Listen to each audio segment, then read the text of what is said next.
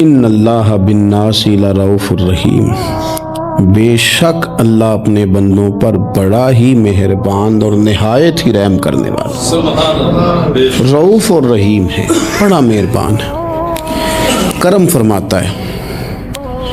اللہ تعالیٰ اپنے بندوں سے بڑا جلد راضی ہو جاتا ہے، وہ اپنے بندوں کو بہت زیادہ مشقت میں نہیں ڈالتا، وہ اپنے بندوں سے اپنی نعمتوں کا بدلہ نہیں چاہتا، بہت سخت مشقت والی عبادتیں نعمتوں کے بدلے نہیں چاہتا، وہ بڑی جلدی رحم فرماتا ہے۔ ماں پیار کرتی ہے اپنے بچے سے، لیکن وہ ناراض بھی ہو جاتی ہے بعض چیزوں پہ، بعض معاملات اس کا دل بھی دکھاتے ہیں، بعض جگہ وہ رو کے یہ بھی کہتی ہے کہ تو نے میری محبت کا کوئی نتیجہ نہیں مجھے دیا، میری ساری کمائی تو نے ضائع کر دی۔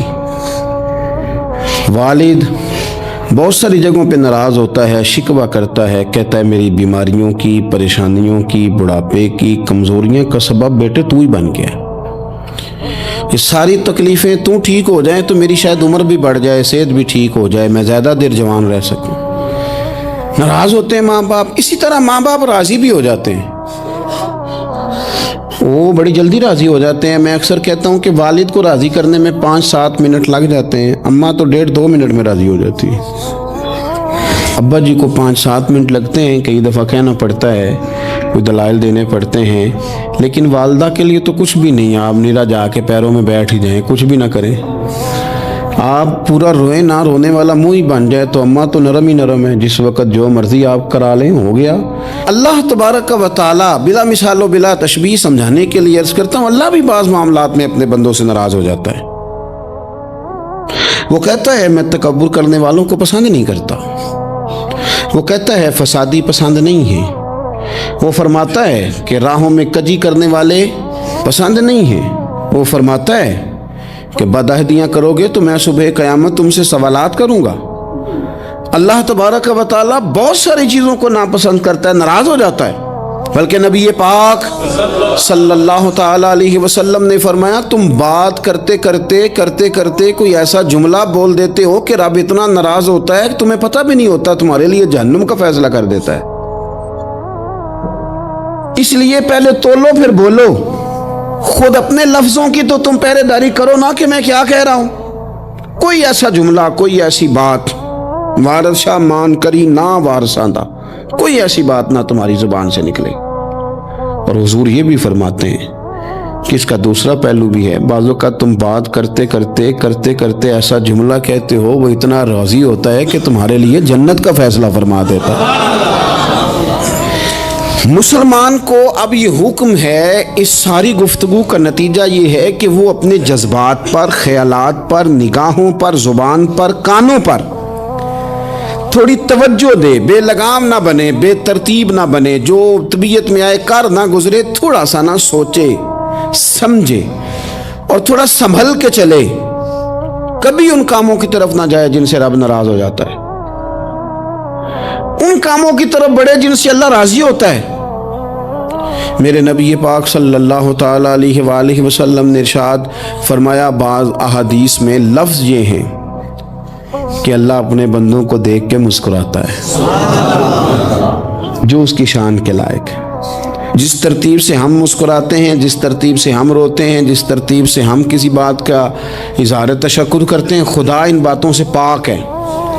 اب بہت ساری حدیثوں میں آیا کہ وہ مسکراتا ہے، تو کیا مطلب ہے مسکرانے کا؟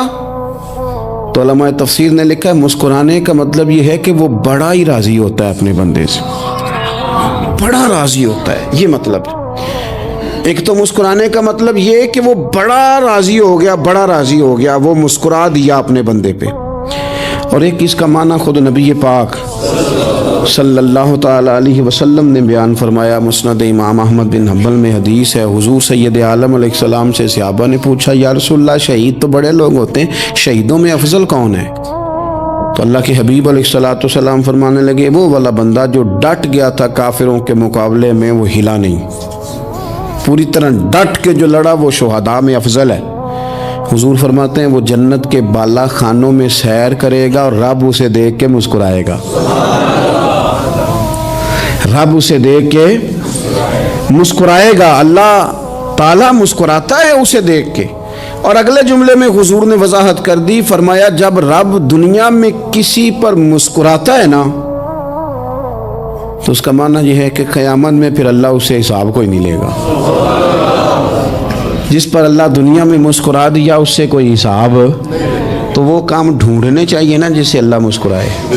ویسے کبھی ہم ایسا کرتے ہیں کہ نہیں کہ کسی کو راضی کیا جائے؟ یہ کام ہم کرتے ہیں کہ ہماری کمپنی کا جو سربراہ ہے وہ ہم سے راضی رہے، جس ادارے میں ہم پڑھاتے ہیں اس ادارے کا بڑا ہم سے راضی رہے۔ یہ کرتے ہیں ہم، اس کے لیے کچھ نہ کچھ ہیلے بہانے ہم کرتے ہیں۔ برادری، قبیلہ، علاقہ، بستی، لوگ کسی طریقے سے ہمارے ساتھ مطمئن رہیں، کرتے ہیں نا یہ سارے کام۔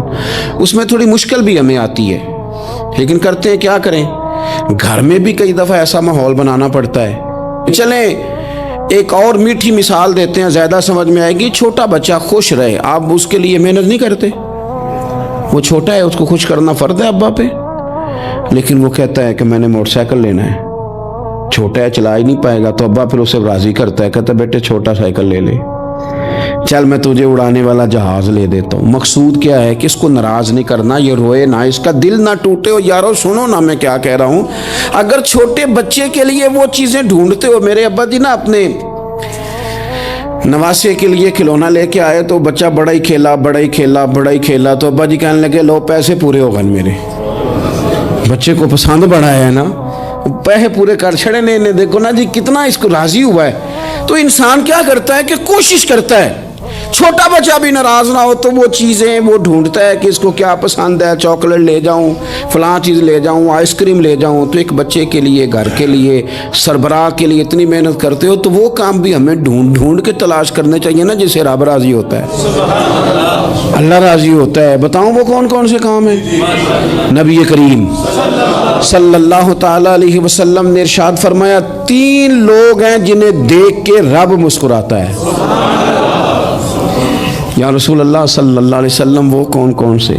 تو محبوب فرمانے لگے ایک وہ بندہ ساری مخلوق سوئی ہے، آدھی رات ہے، رات کا پچھلا پہر ہے، اس نے اٹھ کے وضو کر لیا، مصلی پہ کھڑا ہو گیا خدا کی یاد میں، فرمایا اسے دیکھ کے رب مسکراتا ہے جو اس کی شان کے لائق ہے۔ مسکراتا ہے اللہ۔ یہ تو سونے کا ٹائم تھا، یہ تو گہری نیند آنے کا وقت تھا، رات کا پچھلا پہر۔ رات پوے تے بے درداں نو نیند پیاری آوے، تے درد منداں نو یاد سجن دی ستیاں وی آن جگاوے۔ اور ساون کی کالی راتوں میں جب بوندا باندی ہوتی ہے، وہ راتوں کو اٹھ روتے ہیں جب خلقت ساری سوتی ہے۔ اللہ مسکراتا ہے۔ اور سننا میرے بھائی، میرے نبی پاک صلی اللہ تعالی علیہ وسلم فرماتے ہیں جب مسلمان نماز کے لیے صفیں بناتے ہیں نا، ترتیب لگ رہی ہوتی ہے، اب اللہ کی بارگاہ میں کھڑے ہوں گے، قیام کریں گے، رکوع کریں گے، سجود کریں گے، فرمایا جب مومن صفیں بناتے ہیں تو رب دیکھ کے مسکراتا ہے، مسکراتا ہے۔ کمال ہو گئے عروج بندگی کا، جب بندے کو دیکھ کے رب مسکرائے۔ خدا بندے سے خود پوچھے بتا تیری رضا کیا ہے، مسکراتا ہے۔ اور میرے نبی پاک علیہ السلام فرماتے ہیں جب مجاہد جہاد کے لیے صفیں سیدھی کرتے ہیں، آج تو یہ رب کے نام پہ مرنے ہی آ گئے، یہ صفوں میں کھڑے ہوں گے، ترتیب سے لڑیں گے، ترتیب سے گلا کاٹیں گے کافروں کا یا شہادت لیں گے۔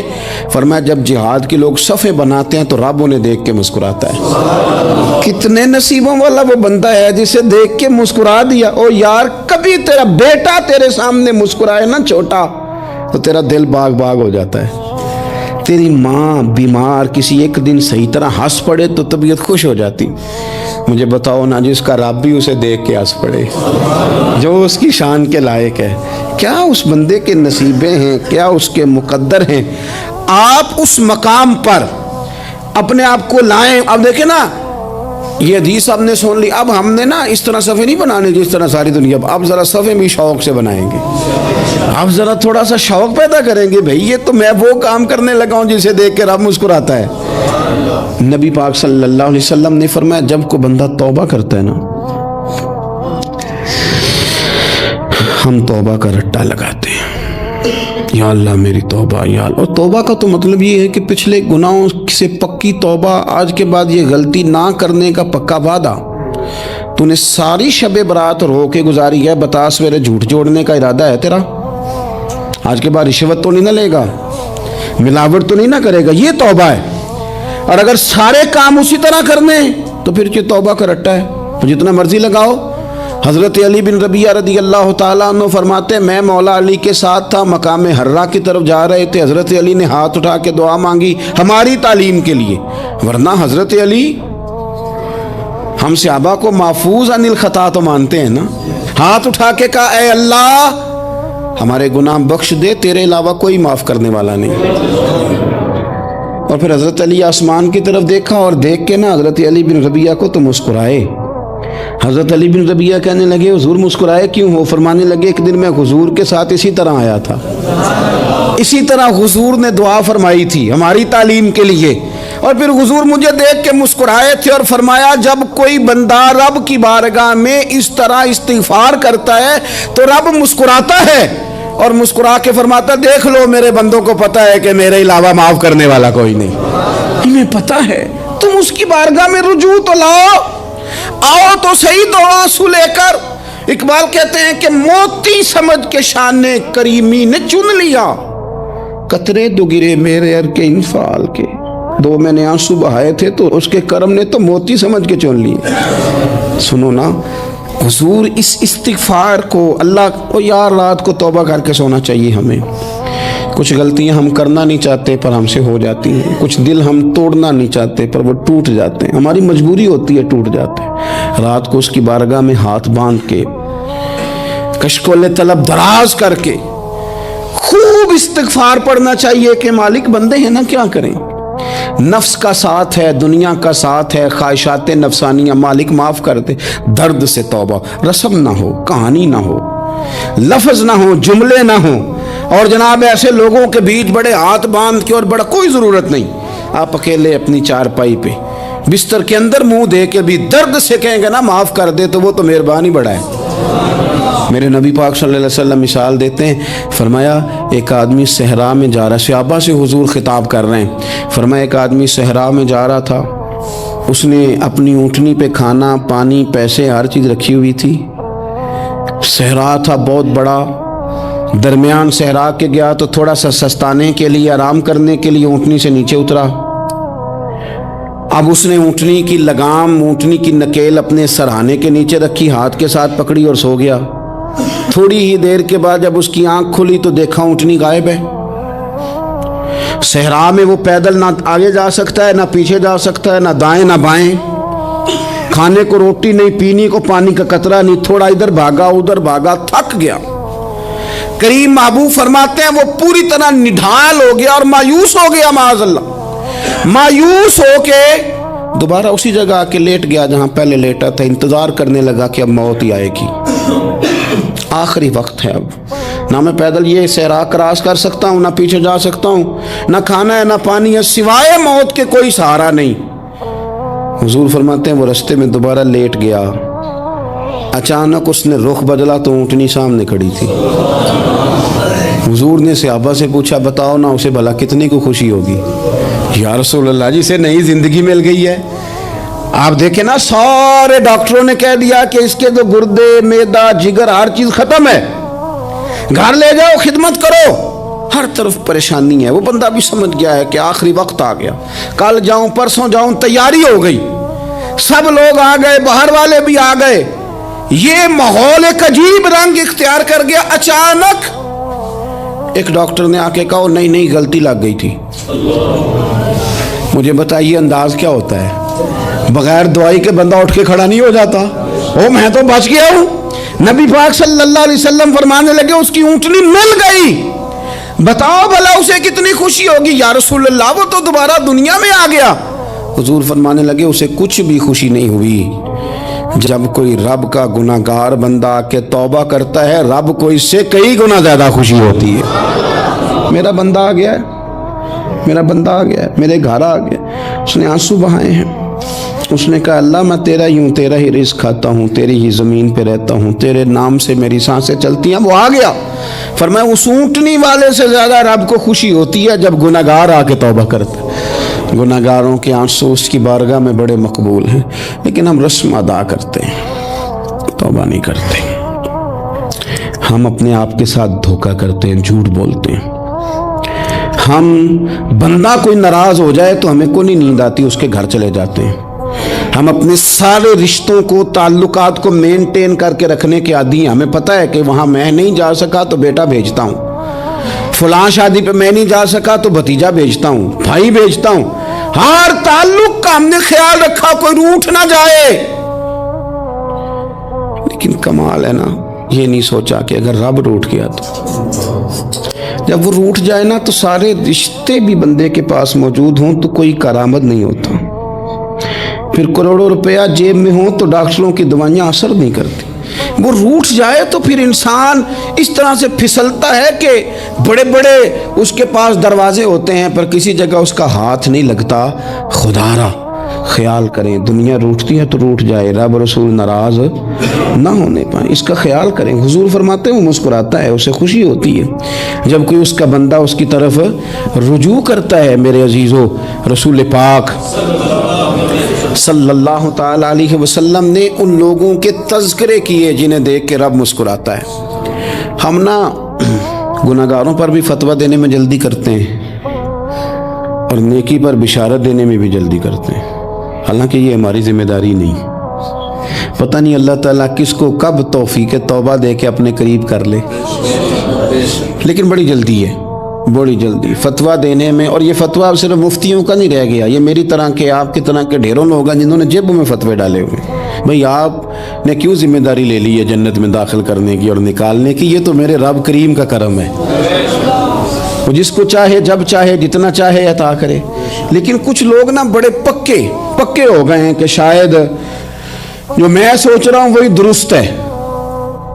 कभी कभी कुछ चीजें अजीब भी होती हैं, लिहाजा खुदा की रहमत पर भरोसा करके बात करनी चाहिए।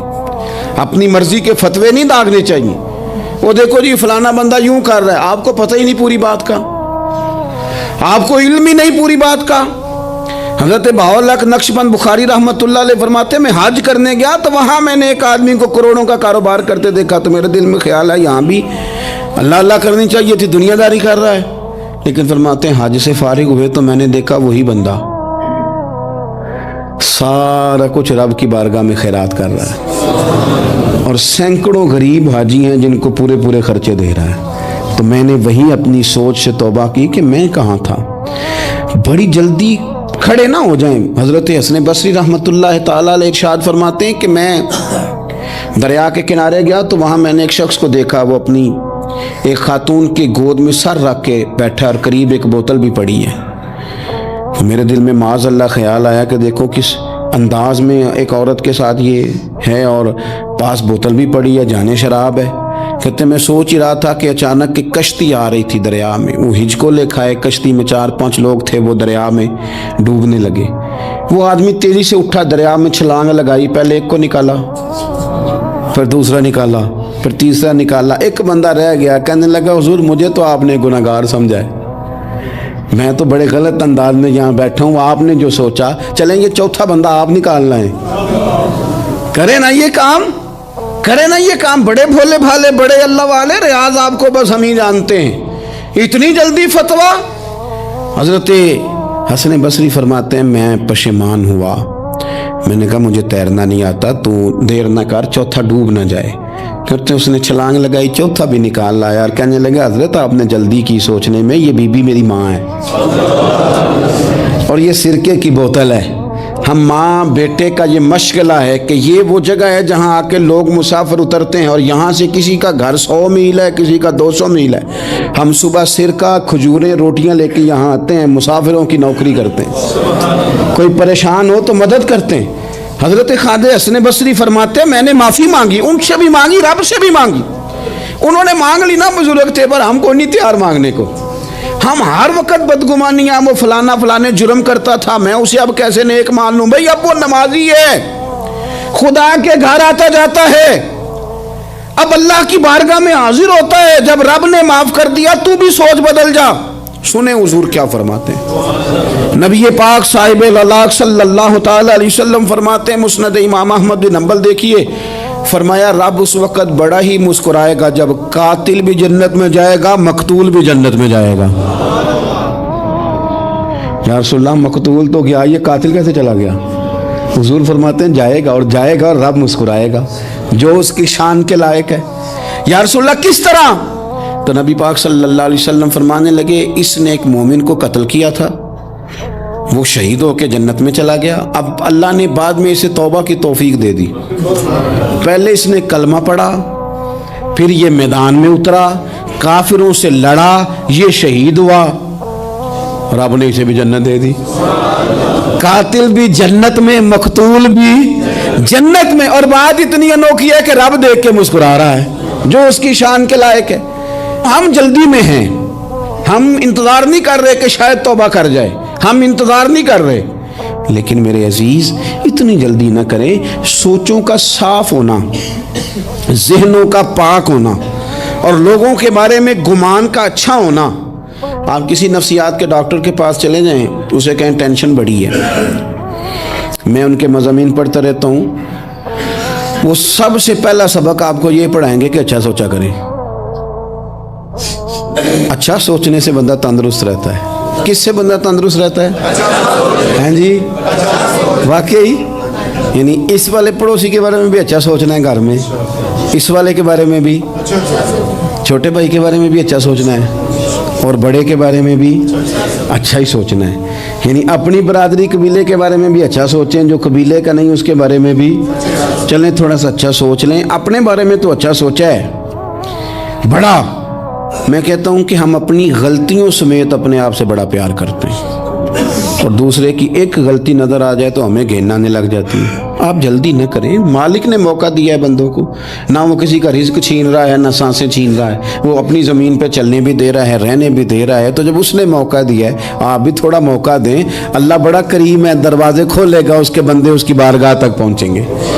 بدگمانیاں اور پھر بدگمانیوں کا عروج، اور اس لیول تک جا کے بات کر دینے کا جہاں سے خوف آئے کہ یار یہ بات نہیں کرنی چاہیے تھی۔ رسول کائنات سرور دو عالم صلی اللہ تعالی علیہ وسلم فرماتے ہیں کہ اللہ مسکراتا ہے۔ دیکھو ہمارے ہاں نا ایک اور بھی مسئلہ بن گیا ہے، میں نے کچھ لوگوں کو نا پکا میرے پیارے ہیں، محبت ہے مجھے، تو میں چونکہ آپ میری کلاس ہیں، میں مشاہداتی اور تجرباتی باتیں بھی کر لیتا ہوں، اسی کی روشنی میں کئی دفعہ گفتگو بھی تیار کرتا ہوں۔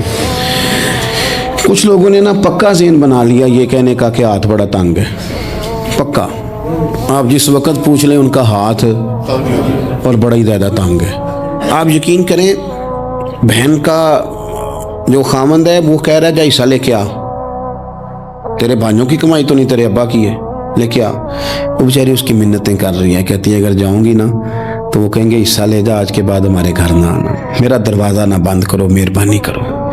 اور بھائی سے بات کرتی ہے تو کہتا ہے ہاتھ ہی بڑا تنگ ہے، جب ٹھیک ہوگا تو دے دوں گا۔ نہ کریں یہ ظلم، ہمارے اپنے تڑپتے رہتے ہیں اور ہماری دولتیں اندر پڑی رہتی ہیں، ہمارے اپنے چھوٹی چھوٹی ضروریات کے لیے پریشان ہوتے ہیں، لیکن ہم بڑے بڑے بہانے ہیں ہمارے پاس، کہتے ہیں یہ نکما ہے، یہ نکھٹو ہے، یہ کام نہیں کرتا، اس میں فلانا ہے، بے فلانا ہے، بلے میں نے نہیں ساتھ چلنا۔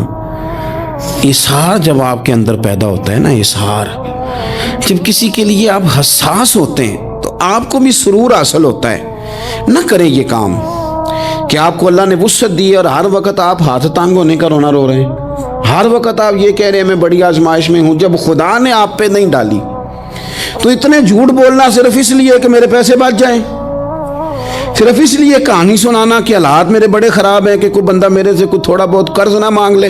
سنو، نبی پاک صلی اللہ علیہ وسلم کے پاس مہمان آ گیا، بخاری مسلم ہے، حضور نے ازواج مطہرات کے گھروں میں پیغام بھیجا کچھ چیز ہے ضیافت کے لیے، یا رسول اللہ کچھ بھی نہیں، یہ دو جہاں کے شاہ ہیں اور پاس کچھ رکھتے نہیں، دو جہاں کی نعمتیں ہیں ان کے خالی ہاتھ میں، یا رسول اللہ کوئی چیز بھی نہیں۔ حضور نے صحابہ کے مجمع پہ نظر ڈالی، یا رسول اللہ صلی اللہ علیہ وسلم حکم ہو، تو حضور فرمانے لگے تم میں سے کوئی بندہ ہے جو اسے گھر لے جائے روٹی کھلائے۔ ایک صحابی اٹھے فوراً، حضور میں لے کے جاتا ہوں کھانا کھلاتا ہوں، فرماتے ہیں میرے گھر میں صرف بچوں کا کھانا تھا،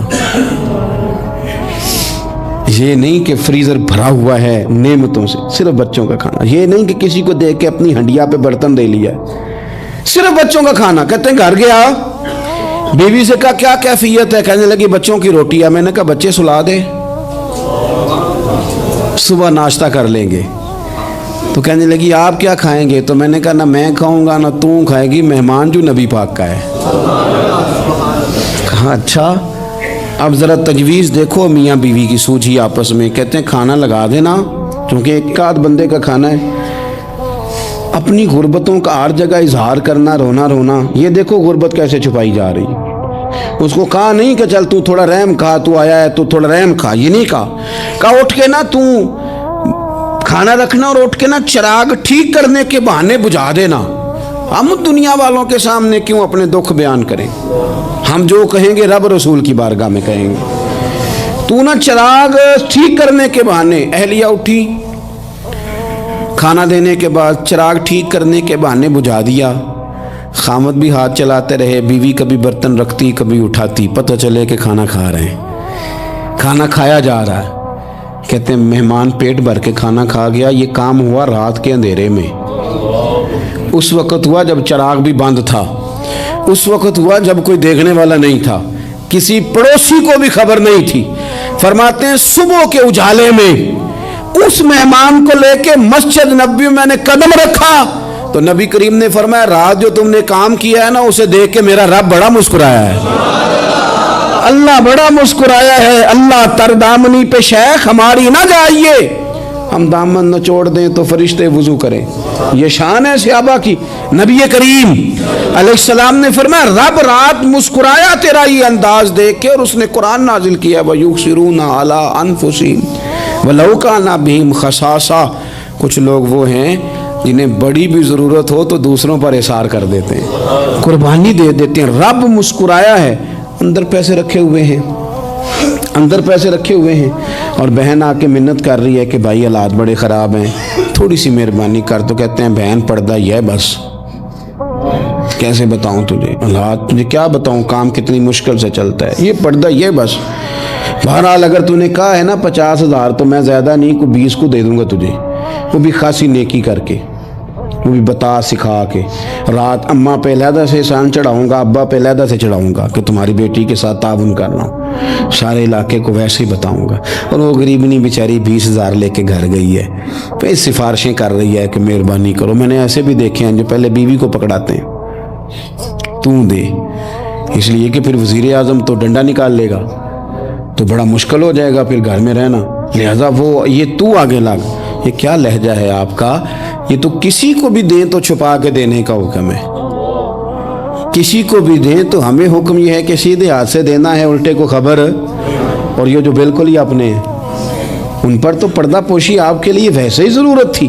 میرے عزیز رب مسکراتا ہے. میرے نبی پاک علیہ السلام نے یہ اعمال ہمیں بتائے جن پر اللہ مسکراتا ہے، خوش ہوتا ہے. اور بعض لوگوں کو حضور نے نامینیٹ کیا.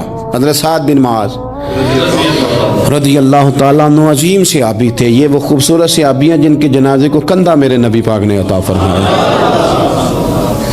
حضور نے کندھا عطا فرمایا. کمال ہو گئی. نرخ بازار محبت کا انوکھا ہی ہو گیا. خود خریداروں میں شامل آ کے مولا ہو گیا. حضور نے کندھا دیا. حضرت سعد بن معاذ رضی اللہ تعالیٰ عنہ کا جب جنازہ اٹھا ان کی والدہ رو پڑی، بڑے درد سے روئی. ماں تھی نا. ان کی آواز جب حضور تک گئی تو نبی پاک نے فرمایا آنسوؤں کو روک لے، آواز کو کم کر لے. تیرے بیٹے کی تو جب روح پرواز ہوئی ہے تو رب مسکرایا ہے. جس کے آنے پہ رب راضی ہو مسکرا دے جو اس کی شان کے لائق ہے. یہ تو وہ لوگ ہیں کہ جن کے جانے پر نا رب، وہ کسی نے کہا تھا کہ میرے مرنے پہ ہر سو شور مچ جائے گا، دیکھو گے میرے مرنے پہ ہر سو شور تمہیں پتہ چل جائے گا جب ہم جائیں گے. میرے مرنے پہ ہر سو شور مچ جائے گا، دیکھو گے. اور کہنے الوداع سرکار خود تشریف لائیں گے. اور درویش کہنے لگے بات مرندے مکھڑا میرا ہو جاوے جے تازہ، پھر سمجھ لینا محبوب میرے نے آن پڑے ہے جنازہ. اور عاشق کا جنازہ ہے ذرا دھوم سے نکلے اور محبوب کی گلیوں سے ذرا گھوم کے نکلے. فرمایا کہ ان کے تو جانے پہ رب کریم. اور حضور نے ایک دعا بھی دی. حضرت طلحہ رضی اللہ تعالیٰ عنہ صحابی تھے، ان کا وصال ہو گیا تو حضور نے دعا بھی دی فرمایا یا اللہ جب میرا طلحہ ہے نا تو اس سے مسکرا کے بات کرنا، یہ تجھ سے مسکرا کے بات کرے جو تیری شان کے لائق ہے۔ تو اللہ تعالیٰ غائب درجے راضی ہوتا ہے۔ ایک دفعہ پھر بات دہراتا ہوں، جو میدان میں ڈٹ کے شہید ہو رب اسے دیکھ کے مسکراتا ہے، جو اس کی شان کے لائق، جو توبہ صحیح کریں سچی کریں رب انہیں دیکھ کے مسکراتا ہے، جو اس کی شان کے لائق ہے، جو نماز کے لیے صفیں بنائے رب انہیں دیکھ کے مسکراتا ہے، جو جہاد کے لیے صفیں بنائے رب دیکھ کے مسکراتا ہے، جو لوگ صبح پچھلے پہر اٹھ کے عبادت کریں رب انہیں دیکھ کے مسکراتا ہے، اور جو کبھی کبھی بھوکے رہ کے دوسروں پر قربان کر کے احسان کر دیں رب انہیں دیکھ کے مسکراتا ہے۔ بہت بڑی فضیلت ہے۔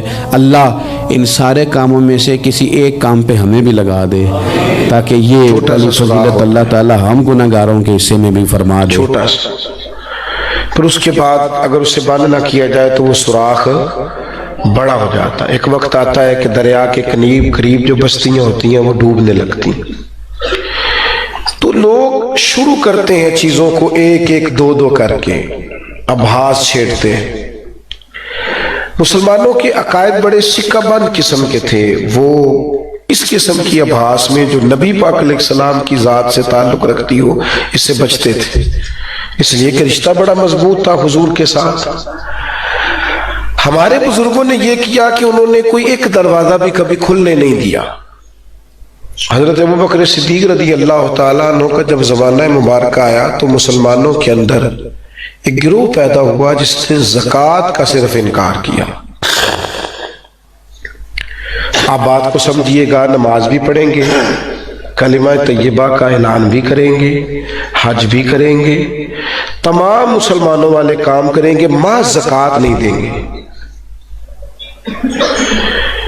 تو اب حالات بھی بڑے سخت تھے، اور حضرت ابوبکر صدیق رضی اللہ تعالیٰ عنہ کو یہ مشورہ بھی دیا جا رہا تھا کہ آپ حالات کو مضبوط ہو لینے دیں، پھر آپ منکرین زکوٰۃ کے خلاف اور منکرین ختم نبوت کے خلاف آپ نکلیے۔ اس سخت ترین حالات میں حضرت صدیق اکبر نے فیصلہ کیا، اور ان کی قوت فیصلہ دیکھیے۔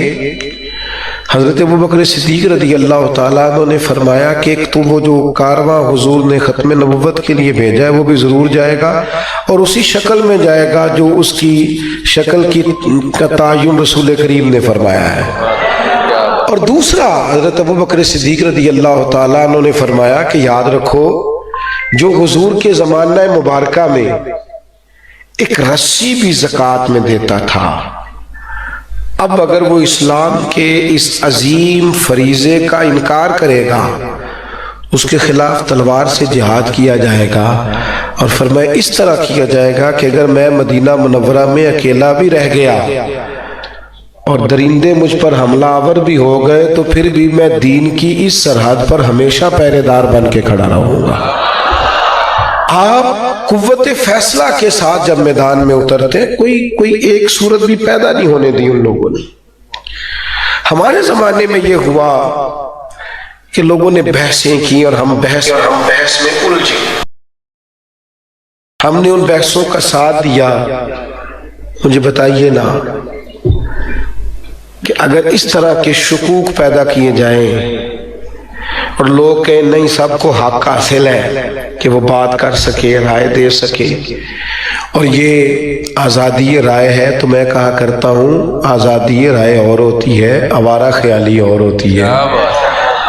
آپ آوارہ خیالی کو آزادی رائے کا نام نہیں دے سکتے، آپ غلط چیزوں کو پروموٹ کر رہے ہیں۔ مسئلہ ختم نبوت امت کا طے شدہ مسئلہ ہے، اس میں کوئی دوسری رائے نہیں کہ نبی کریم علیہ السلام اللہ کے آخری نبی ہیں۔ اس پر قرآن مجید کی آیات بڑی واضح، اس پر احادیث مبارکہ میں بار بار سرکار کا بیان کرنا، نبی پاک علیہ السلام کا جگہ جگہ، اور جہاں بھی حضور نے کوئی بات چھیڑی، کوئی ایسی بات حضور نے بیان کی تو اللہ کے محبوب نے اگر کوئی معنی کوئی مفہوم پیدا ہو سکتا تھا تو فوری طور پہ حضور نے دروازہ بند کیا۔ نبی کریم علیہ السلام حضرت مولا علی شیر خدا رضی اللہ تعالیٰ عنہ کی محبت کو بیان فرما رہے ہیں، فرمایا علی میرے لیے اسی طرح ہے جس طرح موسیٰ علیہ السلام کے لیے ہارون۔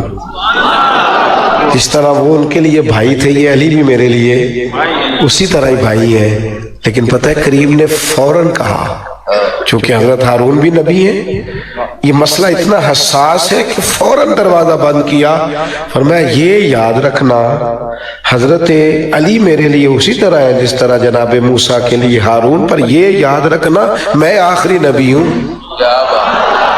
چونکہ حضرت موسیٰ بھی نبی ہیں اور جناب ہارون بھی نبی ہیں، پر میں آخری نبی ہوں، یہ یاد رکھنا۔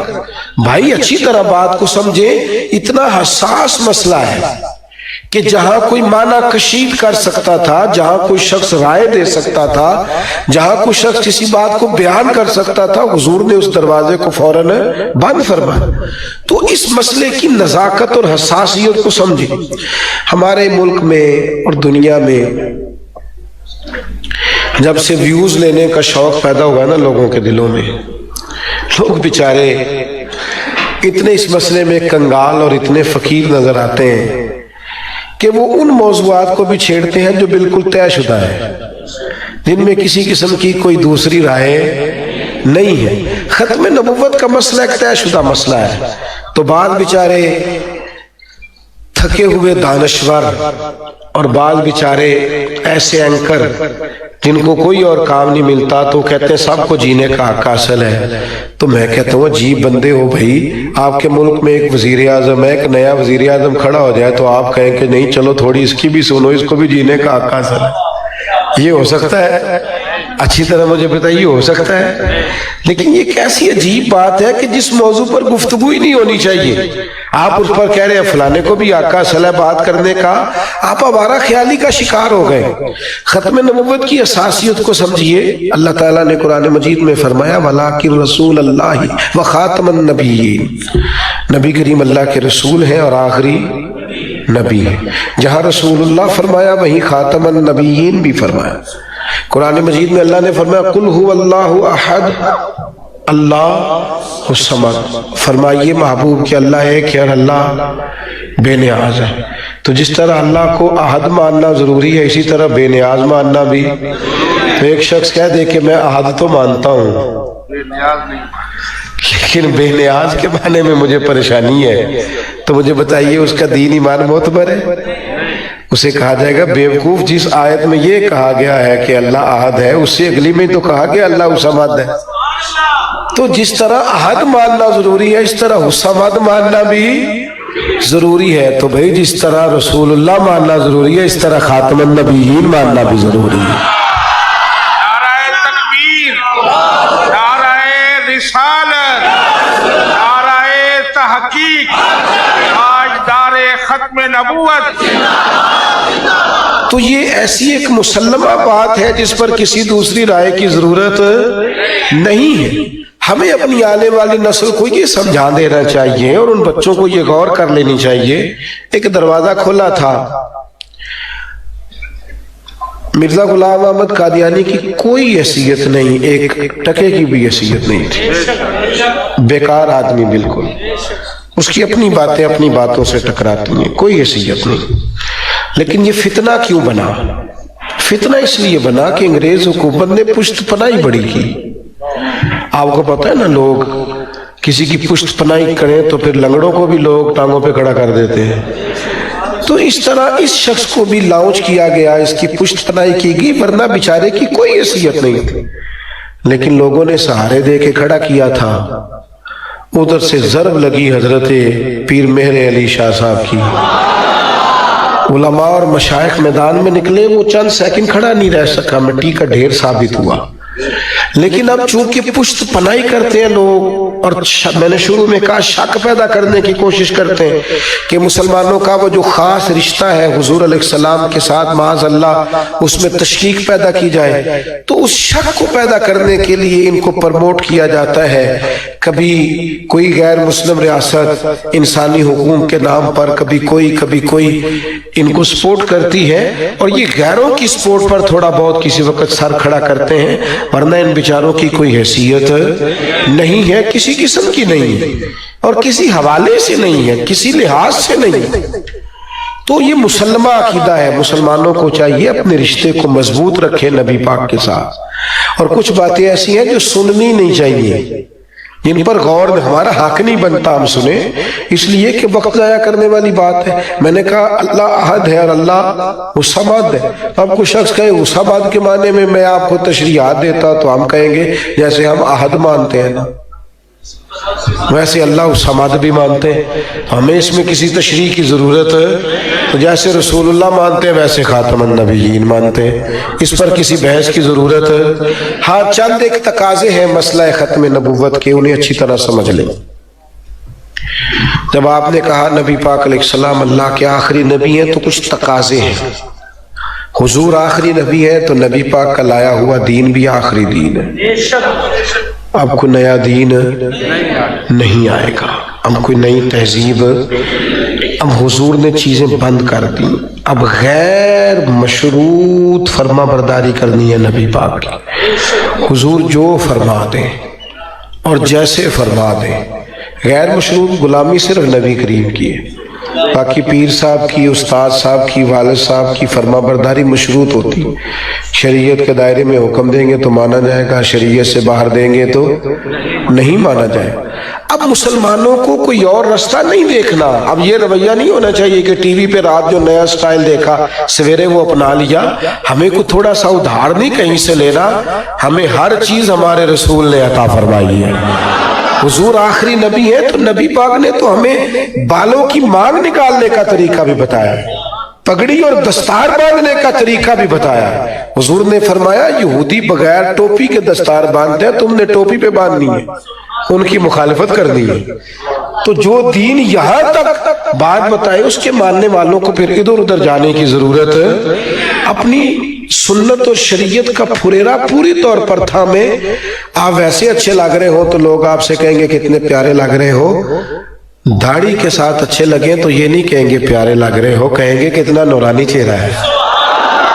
آپ سنت اور شریعت کا لحاظ جب کرتے ہیں اور آپ یہ سمجھتے ہیں کہ حضور آخری نبی ہیں تو اب یہ شریعت آخری شریعت, اب اس پر عمل کریں اور مضبوطی کے ساتھ کریں. دوسرا تقاضا مسئلہ ختم نبوت کا یہ اچھی طرح سمجھ لیں کہ حضور علیہ السلام آخری نبی ہیں اور حضور کے بعد کوئی پیغمبر نہیں آئے گا تبلیغ دین کے لیے. اب خدمت دین, تبلیغ دین یہ امت کی ذمہ داری ہے, اور امت کو کوئی رسمی کام نہیں کرنا کہ رسمی سا مدرسہ, رسمی سی تبلیغ, رسمی سی مسجد, رسمی سا جمعہ. تقاضوں کو سمجھنا ہے. اللہ تعالیٰ نے انبیاء کو ان کی قوموں کی زبانیں دے کے بھیجا. قوم کی زبان بولتے تھے نبی, قوم کی. آج تبلیغ دین کرنے والوں کو بھی قوم کی زبان بولنی چاہیے. ان کو سمجھنا چاہیے کہ قوم کیا چاہتی ہے, کیا سمجھتی ہے, کس پیرائے میں بات ان تک پہنچانی ہے. قوم کی زبان میں قوم سے گفتگو کی جائے. لوگوں سے ان کی عقلوں کے مطابق بات کرو, نہ کہ اپنی عقل کے مطابق. آپ کو جدید ترین تقاضے اختیار کرنے ہیں. مسجد کا ماحول اتنا شستہ ہو, اتنا شاندار ہو. وہ جی ہمارے خطیب صاحب جی بڑی تگڑی تقریر نہیں کرتے اس لیے میں جمعے میں ٹائم پہ نہیں جاتا. میرا مشورہ ہے آپ ٹائم پہ جانا شروع کریں, انشاءاللہ تقریر اچھی ہونی لگ جائے گی. جب آپ جاتے ہی آخری 10 منٹ میں ہیں صاحب تو پھر آپ کے 10 منٹ کے لیے تو مواد تیار ہوتا ہے. تو آپ وقت پہ جائیں. کبھی کبھی آپ تقاضا کریں کہ حضرت میرا دل کرتا ہے فلاں آیت پر کچھ گفتگو کر دیں, سیرت کا فلاں پہلو بیان کر دیں, تو چیزیں بہتر ہو جائیں گی.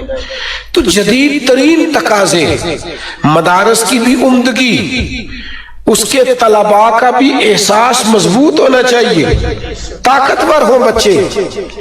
وہ ایک دوست ایک دفعہ مجھے آ کے کہنے لگے, بڑی پرانی بات ہے, سادے سے بندے تھے, وہ کہنے لگے کہ وہ مدرسے کے بچے فلانے پٹے پہ بیٹھ کے تو برگر کھا رہے تھے.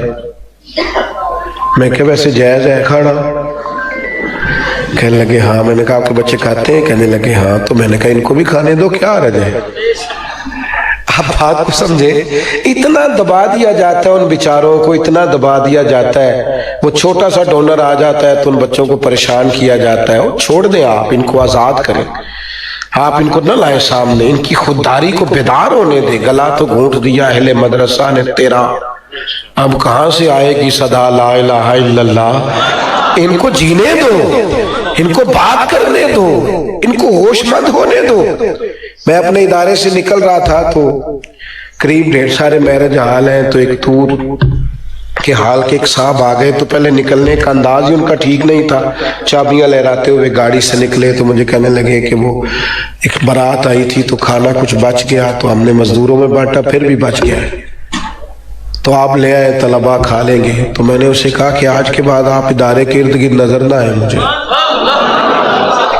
اسی اپنی بال کے سیکنے، خبردار آپ دکھائی دیے تو یہ کیا سٹائل ہوا، جو بچ گیا تو وہ بچے کھائیں گے۔ یا رسول اللہ، اب کیا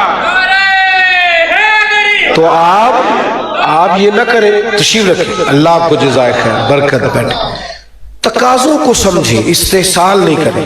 تیسری گزارش مسئلہ ختم نبوت میں، میں بھی سن رہا تھا بات تو میرا دل خوش ہو رہا تھا، جو سوال ہمارے بچوں کے ذہنوں میں بعد میں پیدا ہونے، ان کے جواب پہلے کیوں نہ دیں؟ ہم اس طرح کیوں نہ کریں کہ کچھ چھوٹے چھوٹے کورسز ہم اپنے بچوں کو پہلے سے کرائیں، مسئلہ ختم نبوت انہیں پہلے سے یاد ہو، انہیں پہلے سے پتا ہو کہ ہم نے بات کا جواب کیا دینا۔ وہ بعد میں جب بیچارے کسی کے ہتھے چڑھ جاتے ہیں، جب ان کو کوئی گمراہ کر دیتا ہے، کبھی کو رافضی لے جاتا ہے، کبھی کو خارجی لے جاتا ہے، کبھی کو معاذ اللہ قادیانی کان بھرتا ہے، پھر آپ کو خیال آتا ہے، تو بچوں کو سوال کرنے دیں، ان کو بات کرنے دیں، آپ پہلے سے ان کو سمجھائیں، ان کو قائل کریں، ان کو وہ ساری چیزیں پہلے سے پڑھائیں۔